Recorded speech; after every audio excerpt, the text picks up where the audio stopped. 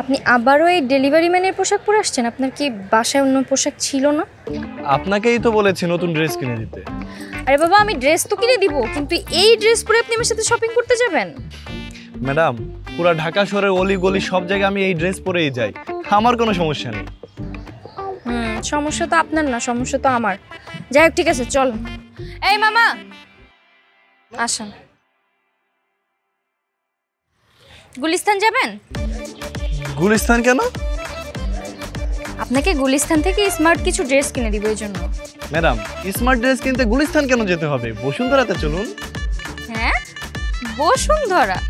আমার খেয়ে তো কোনো কাজ নেই, তাই না? আপনাকে নিয়ে আমি এখন বসুন্ধরা যাব? হ্যাঁ, চলেন। ম্যাডাম, আপনার উপকার করতেছি, আপনি একটা ভালো ড্রেস কিনে দেন না প্লিজ।